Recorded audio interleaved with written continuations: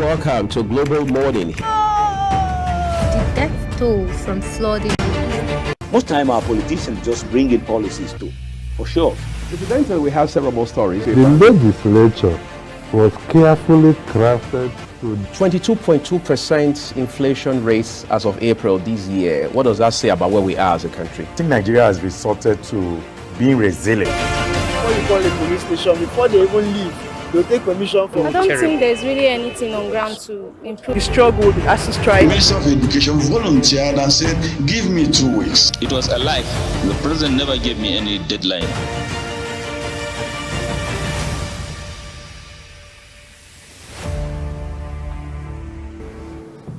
Just like his predecessor, one of the planks on which President Bola Tinubu campaigned was to resuscitate, or some people say rejuvenate, Nigeria's economy. And just to allude to how bad a place the economy is in, yesterday, the Vice President Kashim Shettima met with members of the committee, presidential committee, that is, on tax and fiscal policy. And one of the things he made very clear to them is that, in his word, Nigeria's economy is in a mess, and he urged them to come up with a robust, vibrant roadmap to help get the economy out of the woods as it stands right now. And just to add to that, his principal earlier in the day had chaired the inaugural Federal Executive Council meeting, where he told cabinet members that Nigerians will not allow for failure. They will not excuse failure, particularly as it has to do with the economy. Now, look at the indices. Is it the inflation rate you want to look at? Is it the unemployment? Which, by the way, again, like I said at the top of the program this morning,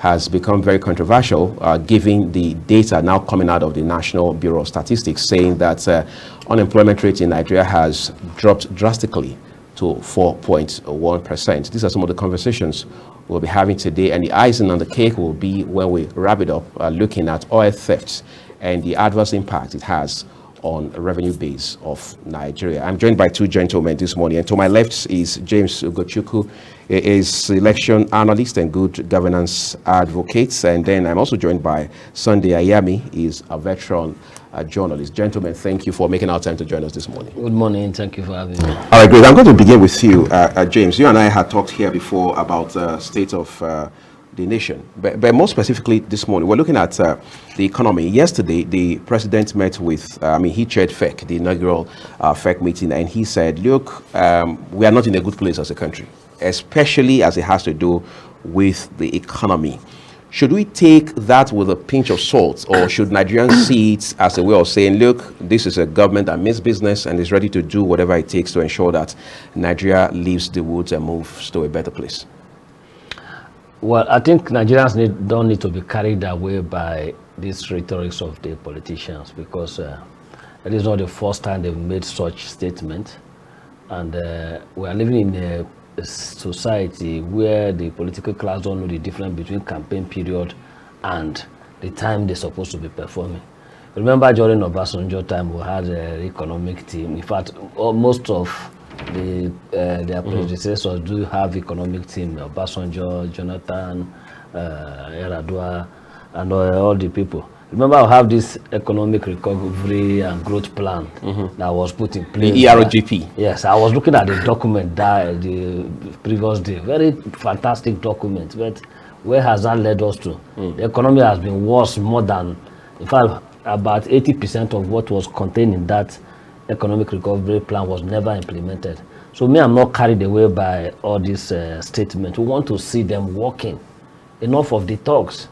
They themselves know the quagmire and the mess the economy is in. And talking about recovering the economy shouldn't be centered on how to widen the tax net alone. We should be looking at how to plug revenue leakage, because that's where the country is suffering from. So I'm not carried away by that. We are more concerned, or Nigeria should be more concerned about holding them accountable to their words and ensuring that they put all their, promises or what they are seeing now, they walk the talk, and put the economy back to where it's supposed to be.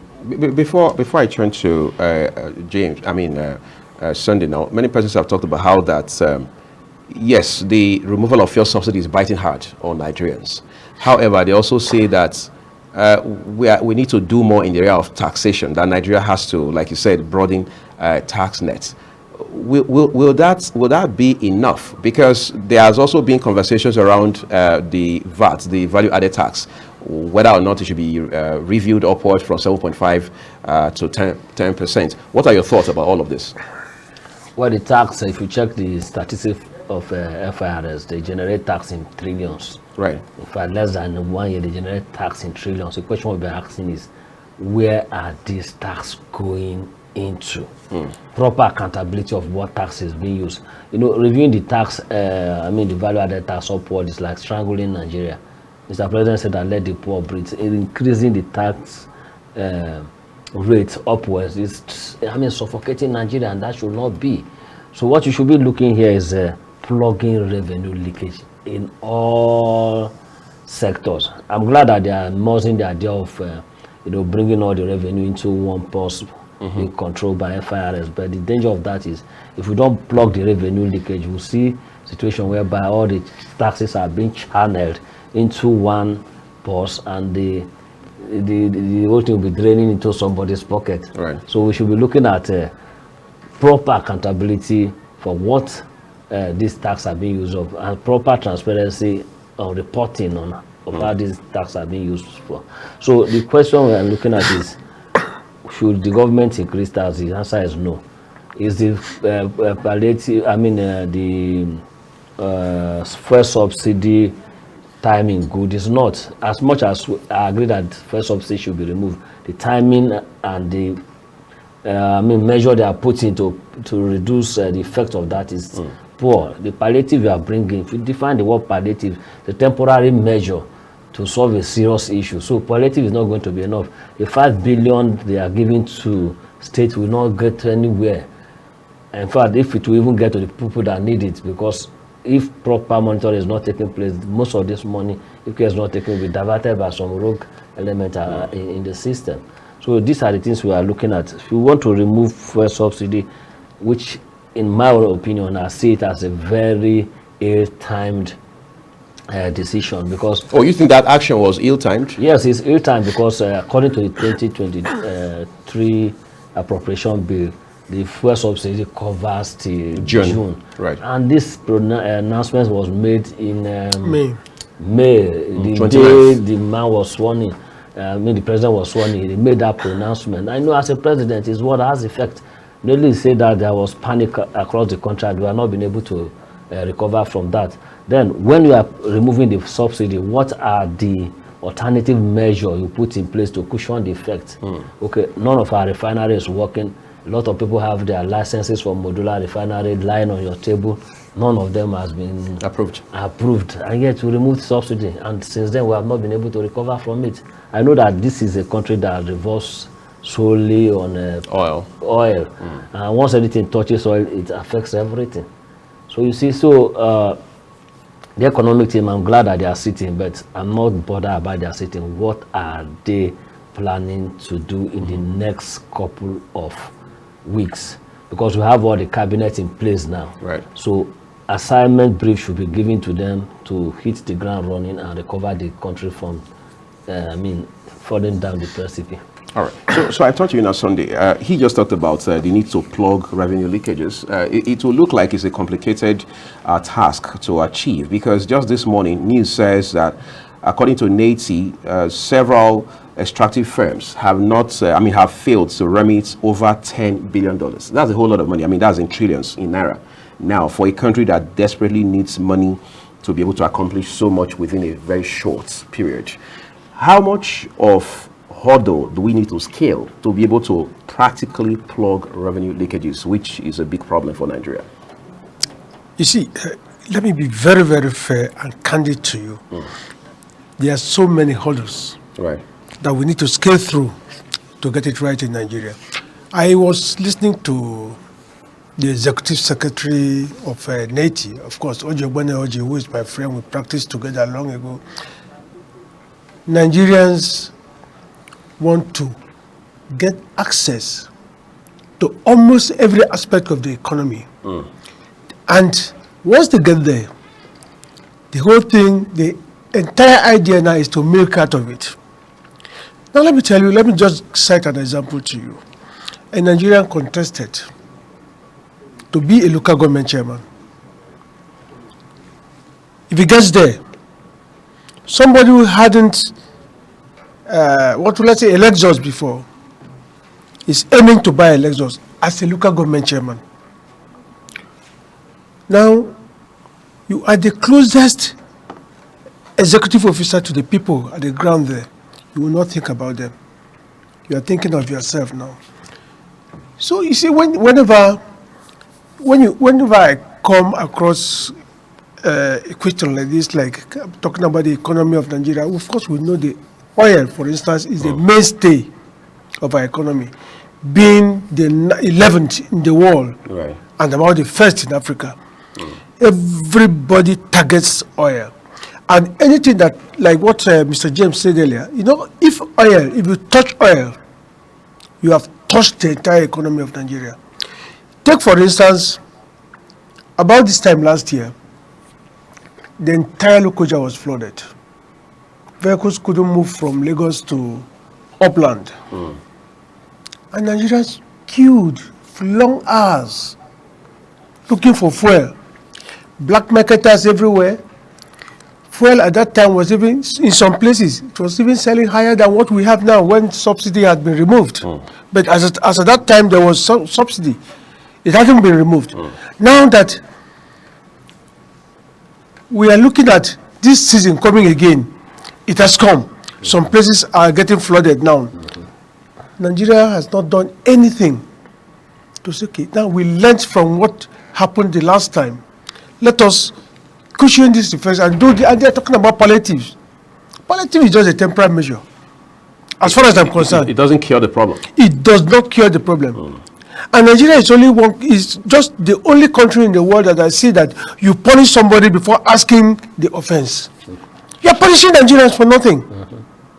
You're punishing Nigerians.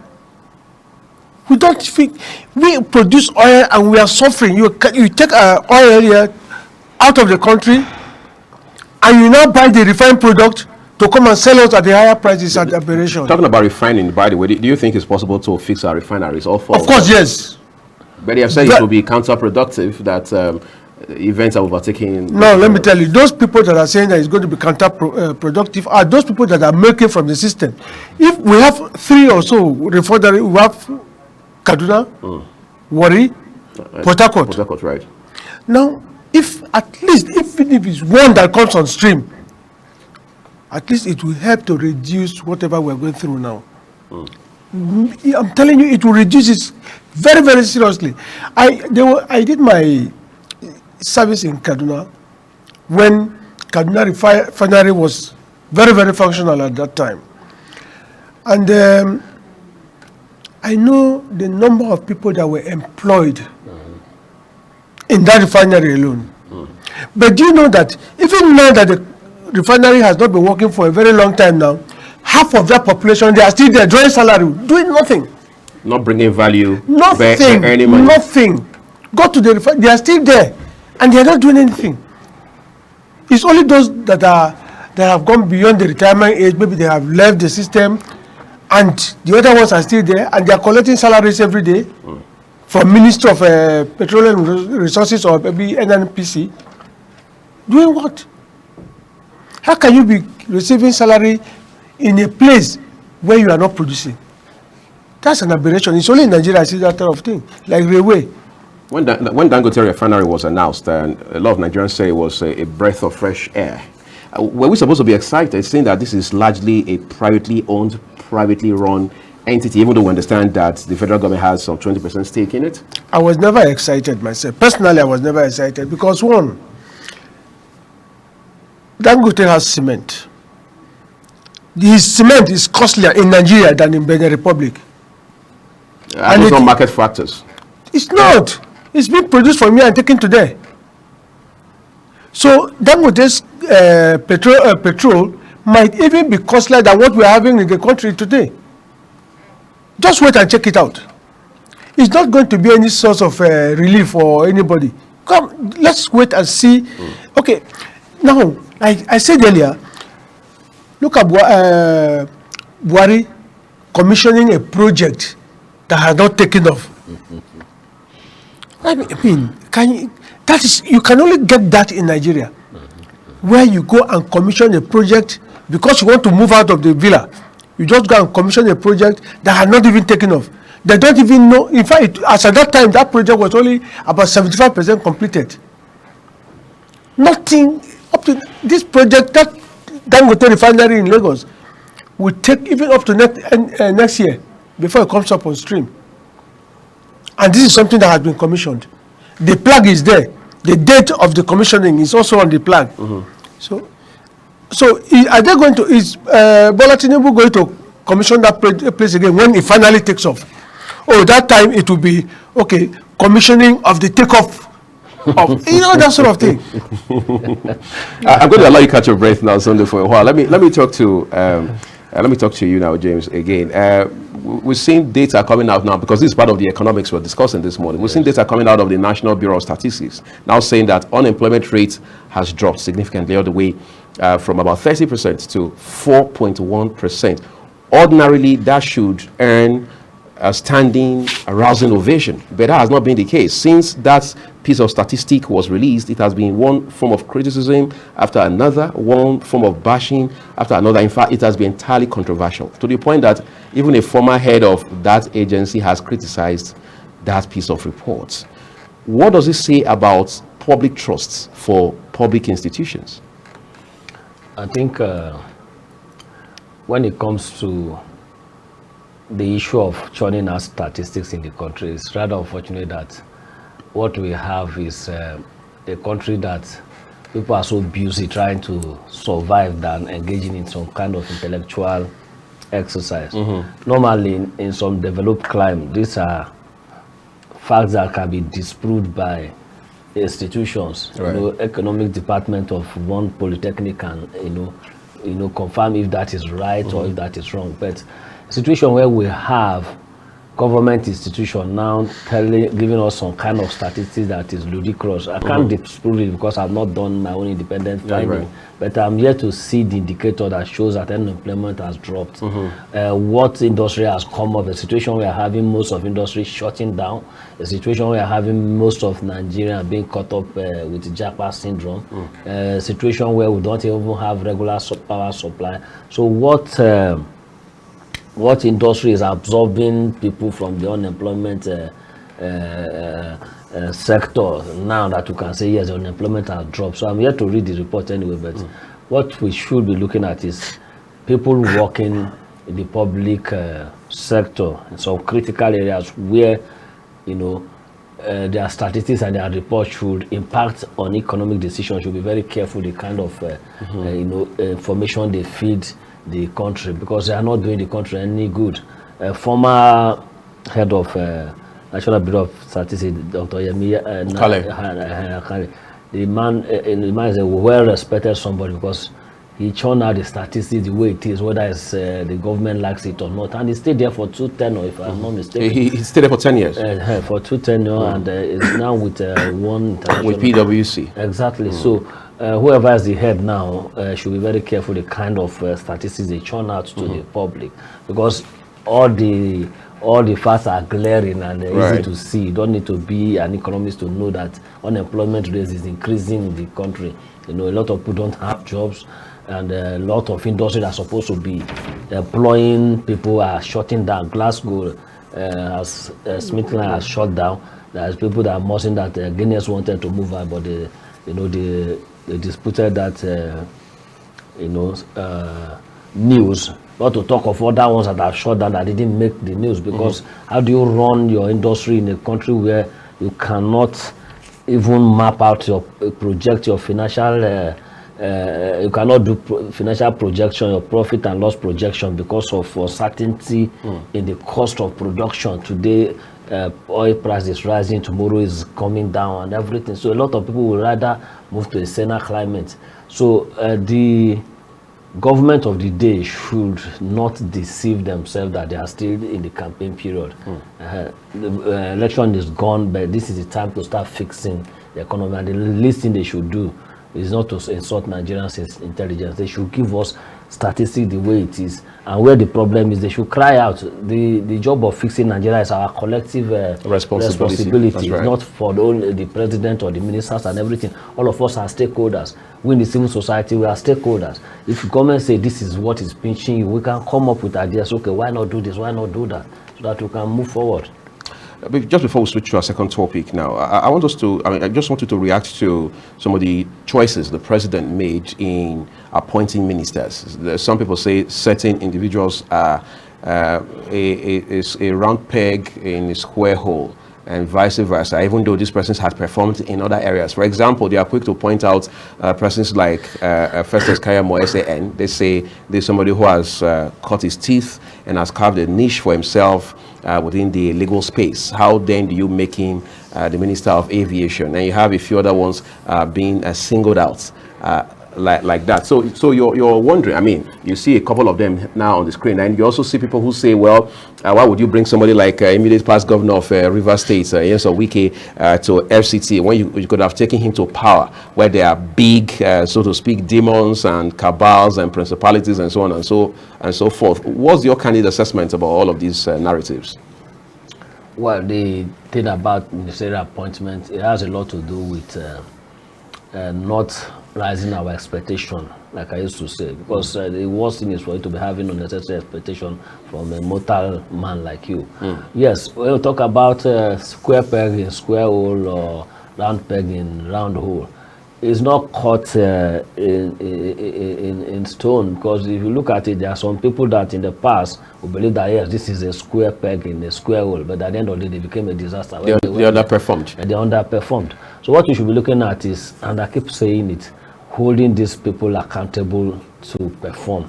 Are we getting the point now? Because some people, they may not be from a particular profession, but they will get to another profession and do perfectly well.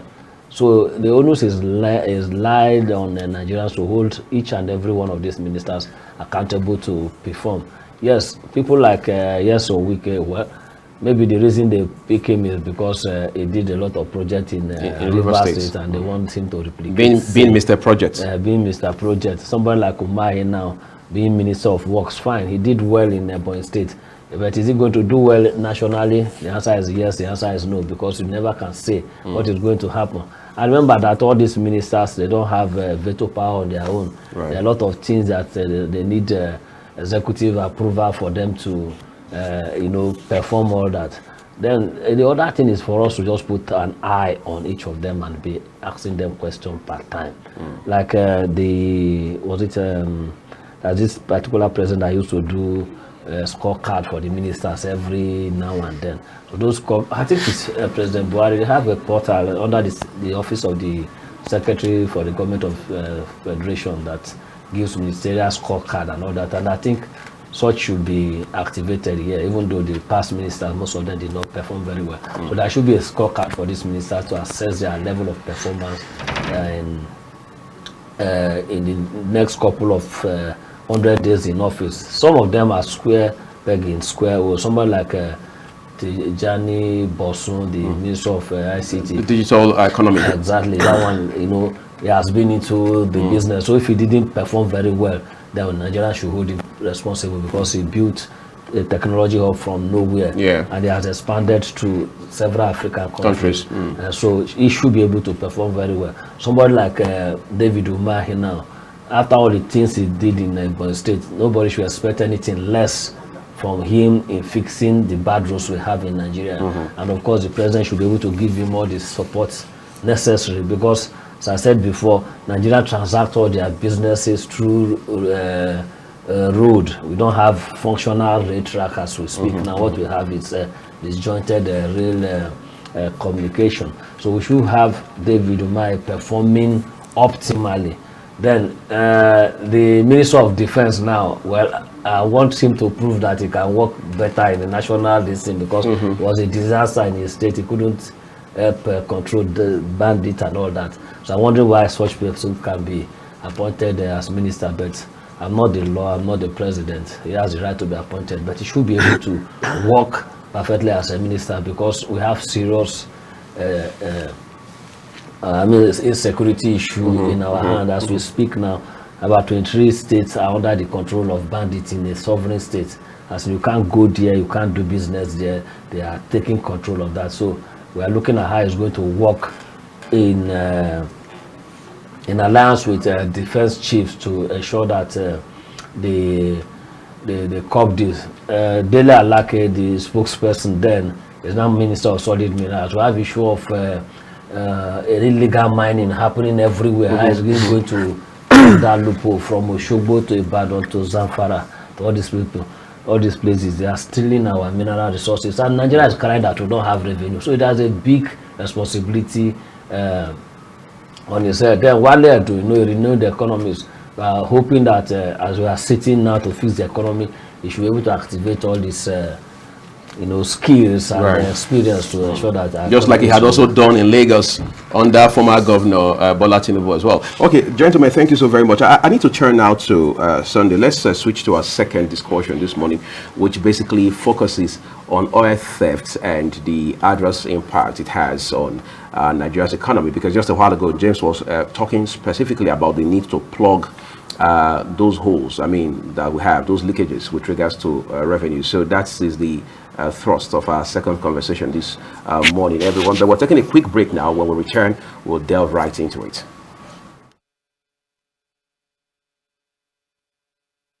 Welcome to Global Morning. The death toll from flooding. Most time our politicians just bring in policies too, for sure.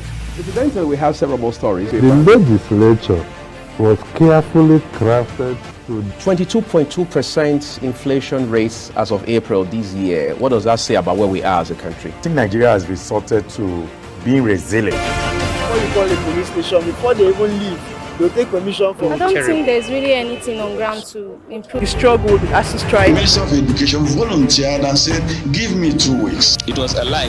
The president never gave me any deadline.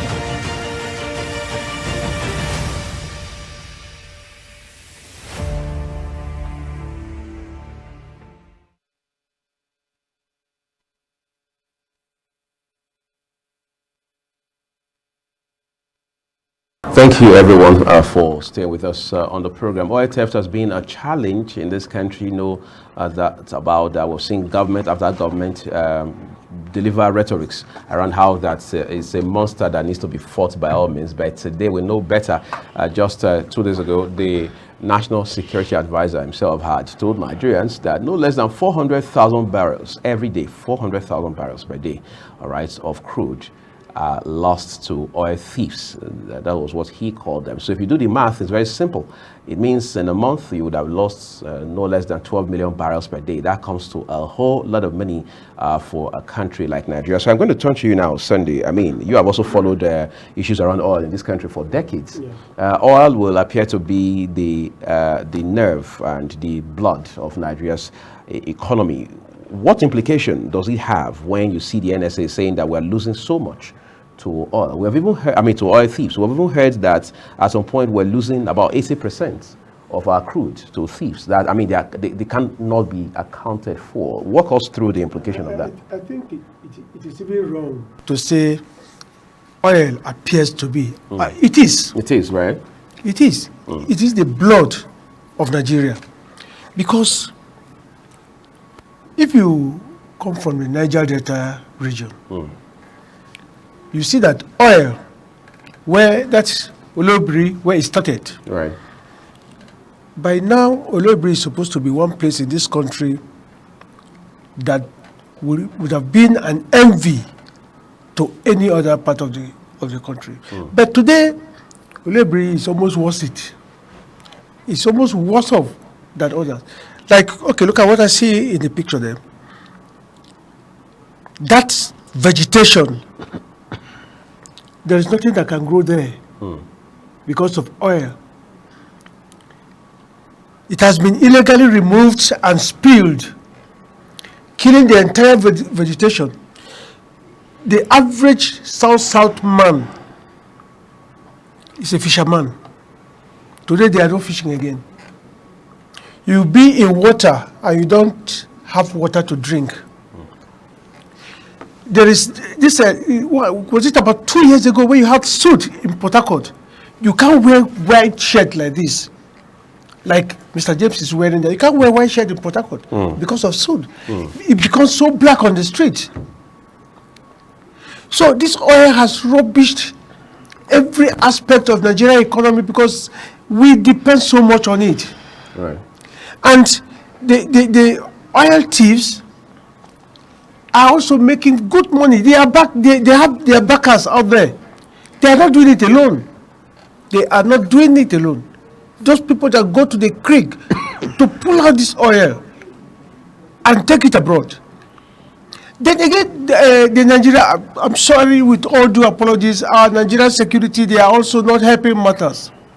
When you catch oil trawler loaded with crude oil, stolen, why don't you return it to the refinery or to government facility where it can be taken to wherever it will be taken? You now set it ablaze. What have you done to the economy? Because by the time you set that ship ablaze, you have spilled the content in the sea, and the aquatic life there will be lost. You are losing everything, losing the ship. Seize this material, turn out the content to the appropriate quarters, and prosecute those people. Find out their backers. Their backers are the big men in this society. Let me ask you this quickly. When Asari Dokubo came to the villa to see the president several weeks ago, and then while addressing the press at the villa, he said very categorically that the armed forces, I mean, he was basically about the military, that the military is culpable in the thefts of oil in this country. Do you think he was going too far, or he was just making spurious allegations? Well, I wouldn't say if he went too far, or the allegations were spurious. He must have had his facts. He lives with them there. He must have had his facts.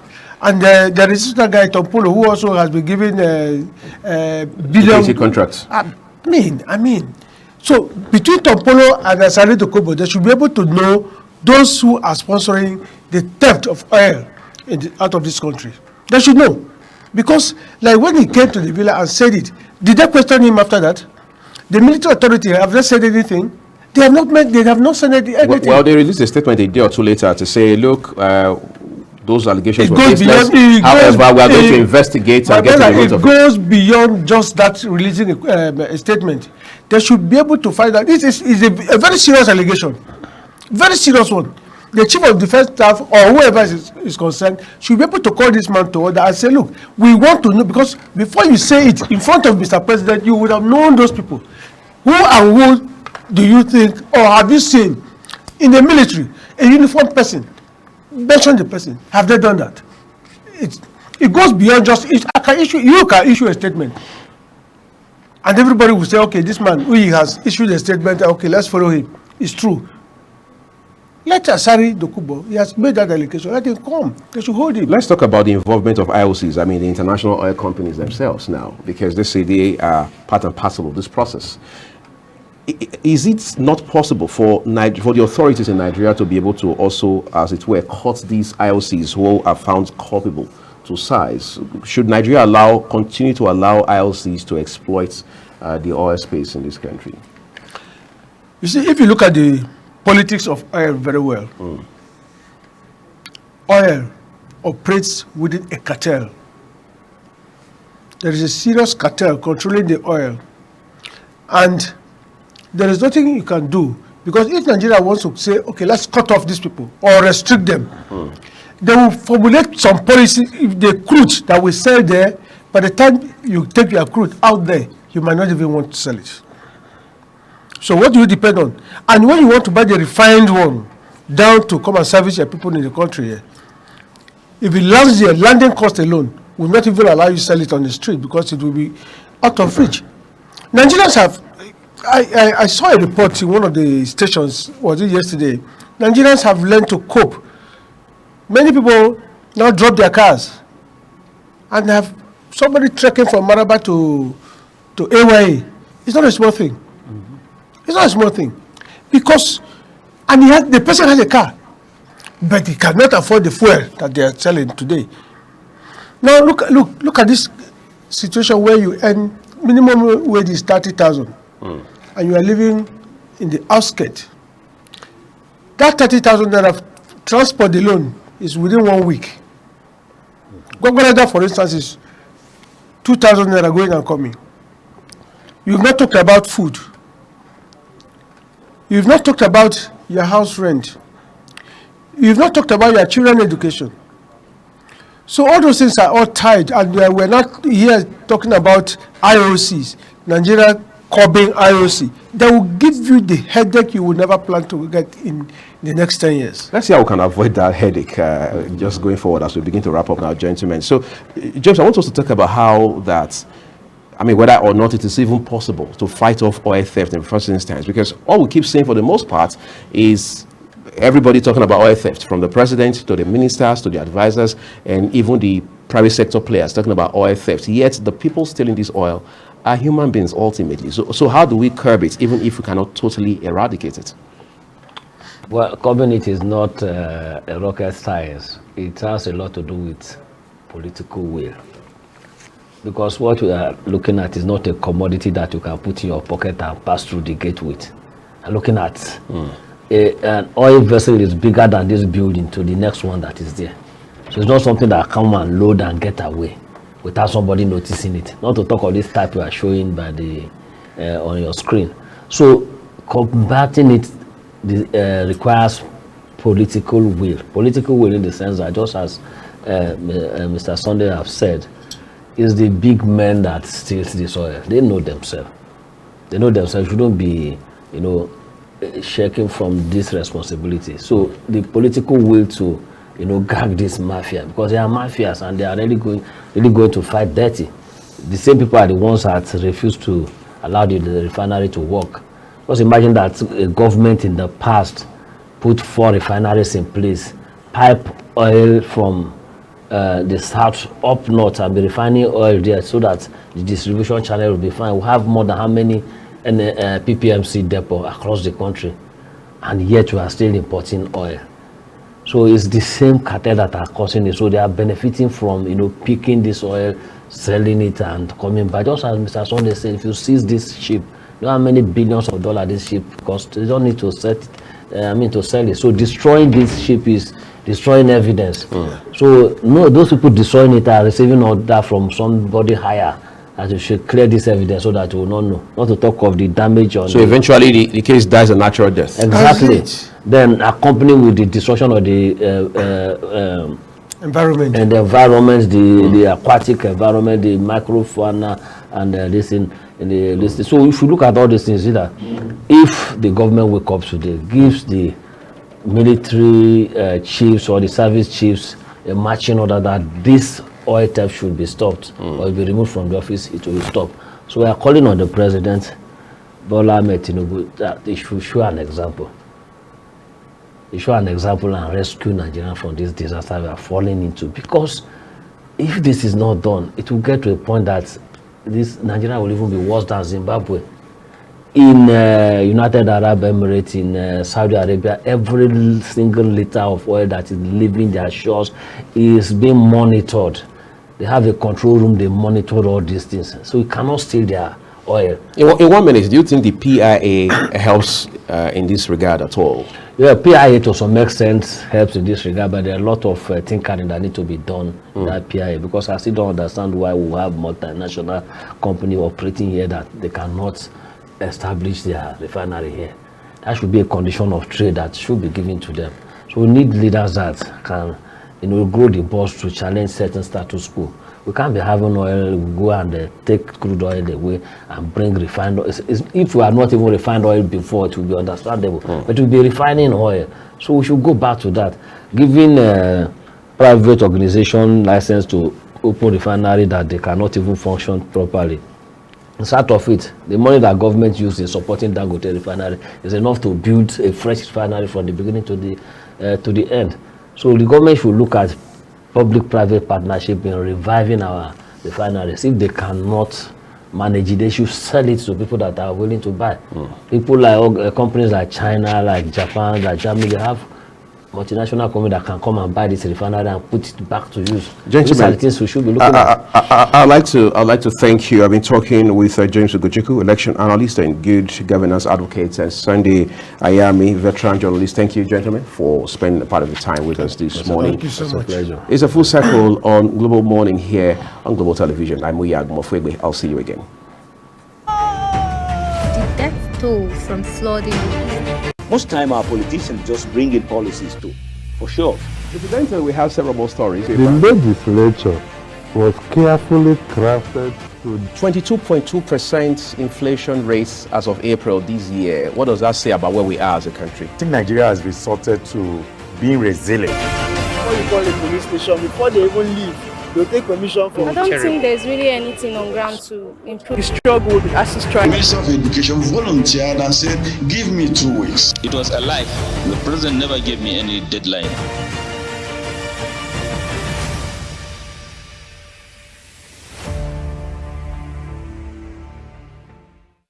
Welcome to Global Morning. The death toll from flooding. Most time our politicians just bring in policies too, for sure.